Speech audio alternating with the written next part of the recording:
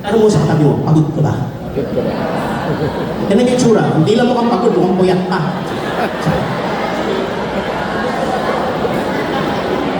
Naalala ko yung sinabi ni Jesus sa invitation niya, Matthew 11:28, ano sabi niya?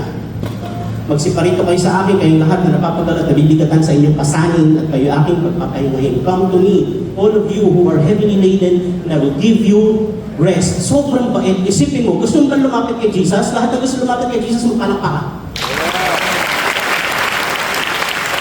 Merong requirement. Pag ito wala ka, hindi ka makalapit. Hindi ka kasama sa invitation. Talaga may router? Oo, may requirement. Napaka-parisate ko naman, Kuya Router, lahat welcome kay Lord. May requirement. Alam niyo kung anong requirement? Tanong niyo ano? Pagod.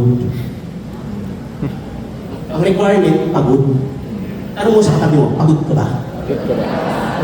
Ganun yung tsura. Hindi lang mukhang pagod, mukhang puyat pa.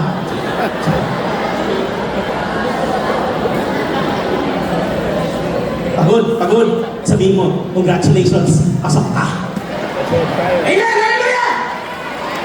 Alam ko bakit sinabi niya makapagod, ang invite niya, sabi niya kay all of you, kayong lahat daw ng pagod. Kasi alam ni Lord, lahat ng tao, regardless of your social standing or your political persuasion or what have you, or your religious doctrine, lahat ng tao, one way or another, in one portion of your life, at the very, very least, in one portion of your life, sinisiguro mo sa'yo, pagod ka.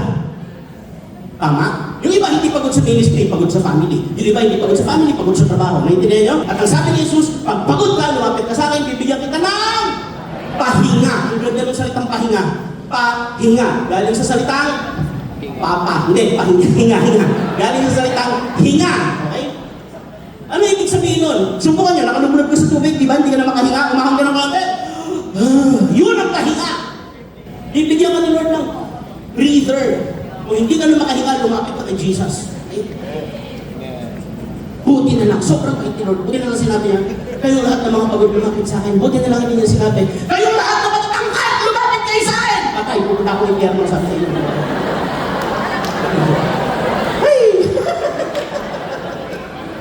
Sobrang bait ni Lord.